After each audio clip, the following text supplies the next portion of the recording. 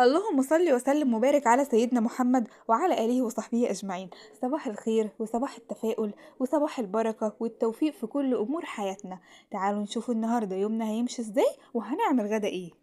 انا النهارده هعمل فراخ وهقول لكم هعمل معاها ايه، بس مبدئيا كده طالما هعمل فراخ يبقى لازم احضر لها التتبيله قبليها بيوم.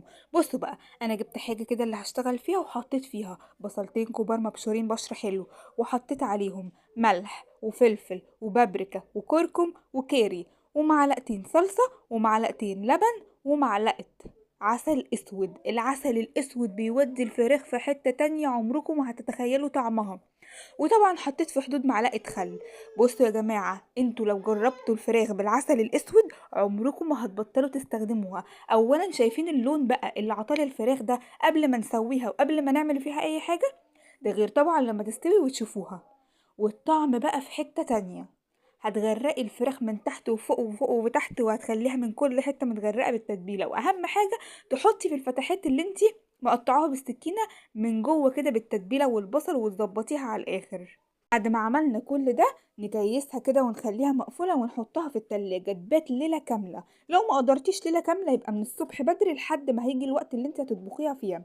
هاتي الصينية بتاعتك ودهنيها مادة دهنية على حسب ما تحبي وحسب المتوفر عندك.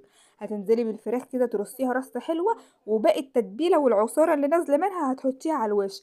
وفي نفس الحاجة اللي انت عاملة فيها التتبيلة ما تغسليهاش، تحطي فيها مج مية كبير كده محترم، وتحطي عليها نفس التوابل اللي انت مستخدماها في التتبيلة، يعني الملح والفلفل والكركم والبابريكا، وتقلبيهم تقليبة حلوة وتبتدي تحطيهم من على الجنب ورشة زيت كده ومعلقة سمنة من على الوش ودخليها على الفرن. بس قبل ما تدخليها من الفرن هتديها غلوتين كده حلوين على النار من فوق على سطح البوتاجاز من فوق، بحيث ان هي تبقى مستوية معاكي ومشوية من فوق. وكده هيبقى عندك احلى فراخ مشوية انت ممكن تدوقيها. في حلة تانية كده هنحط معلقتين سمنة حلوين وهننزل بالشعرية بتاعتنا. علشان الرز يبقى مظبوط الشعرية لازم تاخد اللون الذهبي الفاتح ده. اول ما الشعرية تاخد اللون اللي احنا عايزينه، في ناس بتحب اللون يبقى اغمق من كده افتح من كده، دي بقى في ايدك انتي. هتنزلي بالرز بتاعك بعد ما غسلتيه غسلة محترمة، وقلبيهم مع بعض كده لحد ما الاتنين ياخدوا من ريحة بعض. بعد كده انزلي بالمية. اهم حاجة ان المية هنا تكون مرتفعة عن سطح الرز بشوية صغيرين. وعادي لو خلصتي الرز ولقيتيه محتاج شوية تاني بنديه رشة مية كده ونروح موطيين عليه على الآخر ونغطيها ونسيبهم على جنب. بس مبدئيا الرز في الاول بيبقى على نار عاليه، واول ما بيشرب الميه بوطي عليه النار واغطيه. تعالوا في حله تانية هنحط معلقتين سمنه وبصلايه مبشوره. قلبي قلبي قلبي لحد ما البصله لونها يحمر معاكي، ما تبقاش فاتحه علشان الطماطم لونها هيبقى احمر جامد. وانزلي بعصير الطماطم واديهم تقلبتين وغطي. وتعالي نشوف هنعمل ايه تاني. بعد كده بقى انا خدت الجزر والبسله والبطاطس نزلت بيهم مره واحده. في ناس بتقولك انا بنزل البسله الاول، لا الجزر الاول، لا البطاطس الاول، لا عايز انزلي بيهم كلهم مره واحده والسوا هيبقى مظبوط. حله تانية وهنحط فيها الملوخيه انا بشيلها متفرزه، لو عايزين الطريقه اكتبولي في الكومنتات.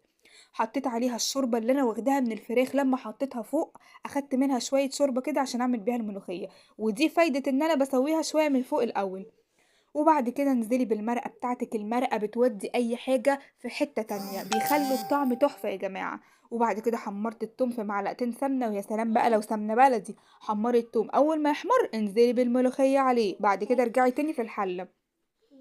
وبكده يا جماعة هيكون عندكم أطعم غدا انتوا ممكن تحبوها، الغدوة المصرية المتعارف عليها في جميع الدول. الرز بالشعرية والبسلة والملوخية والفراخ.